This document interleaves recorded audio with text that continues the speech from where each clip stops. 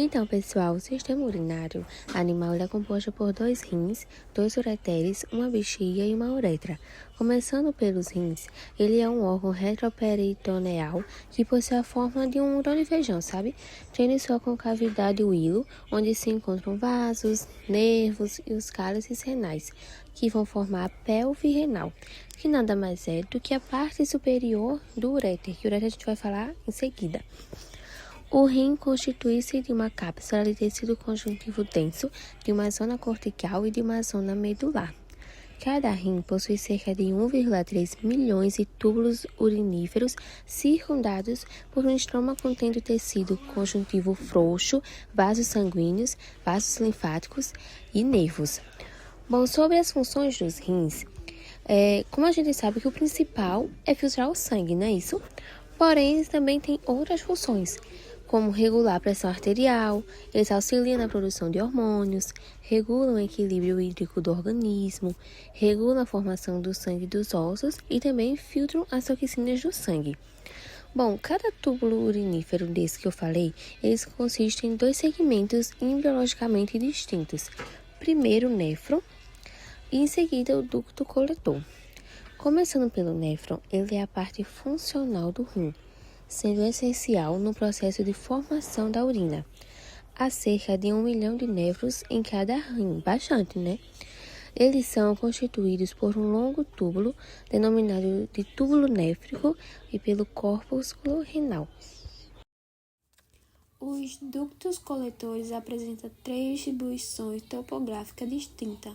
Eles são os ductos coletores cortical, os ductos coletores medular externa e os ductos coletores medular interna. Essas estruturas desempenham um papel fundamental na concentração da urina, pois participa do reaproveitamento da água e eletrolitos sob a influência hormonal.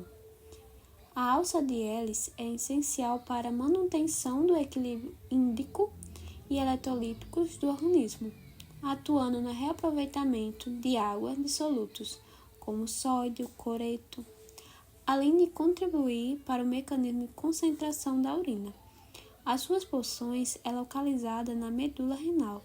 Em contrapartida, os corpúsculos renais e os túbulos contorcidos proximal e distal encontram-se na região cortical do rins, onde ocorre grande parte do processo de filtração e recuperamento da substância importante para o organismo. Me chamo Gislaine e eu vou falar sobre o ureter. É um órgão muscular que conduz a urina do rim até a bexiga. Assim como os rins são em números de 2, cada um mede aproximadamente 25 centímetros. O ureter atravessa obliquamente a parede da bexiga, de modo que se forme uma válvula que impede o refluxo da urina. O ureter é composto por 3 túnicas, que são as seguintes: túnica mucosa, epitélio de revestimento, mais lâmina própria. É constituído pelo epitélio de revestimento de transição. É um epitélio estratificado, cuja camada mais superficial é formada por células globosas, nem pavimentosas e nem prismáticas. A túnica muscular é constituída por uma camada longitudinal interna e circular externa, na parte proximal da uretra. A musculatura da bexiga forma o esfíncter interno da mesma. O ureter atravessa obliquamente a parede da bexiga, de modo que se forma uma válvula que impede o refluxo de urina. A túnica adventícia, constituída por tecido conjuntivo fibroelástico que reveste externamente o ureter. Me chamo Luciana e vou falar sobre a bexiga urinária. A bexiga urinária é um órgão responsável por receber a urina produzida pelos rins, armazená-la temporariamente e eliminá-la para o exterior através da uretra. Conforme a urina vai se acumulando, a pressão dentro da bexiga aumenta. Quando o volume armazenado chega em torno de 200 a 300 ml, ocorre o estímulo para o reflexo de micção, que é o ato de urinar. Histologicamente, a parede da bexiga é formada por 3 túnicas. A primeira é a túnica mucosa, revestida por um epitélio de transição e também chamado de urotélio. que permite que a bexiga se distenda sem sofrer danos.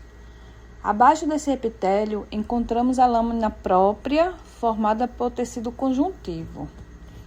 A segunda camada é a túnica muscular, composta por músculo liso, organizado em 3 camadas: longitudinal interna, circular média e longitudinal externa. Juntas, essas camadas formam o músculo detrusor, responsável pela contração da bexiga durante a micção. E, por fim, temos a túnica adventícia, formada por tecido conjuntivo fibroelástico, que envolve externamente a maior parte da bexiga. Em sua porção superior, ela é revestida pelo peritônio, formando uma pequena região de túnica serosa. Portanto, a bexiga desempenha um papel fundamental no sistema urinário, armazenando a urina e garantindo sua eliminação de forma controlada. A uretra é um tubo muscular responsável por conduzir a urina da bexiga para o meio externo. Nos machos, além dessa função, ela também atua como um canal para a passagem do sêmen durante a ejaculação.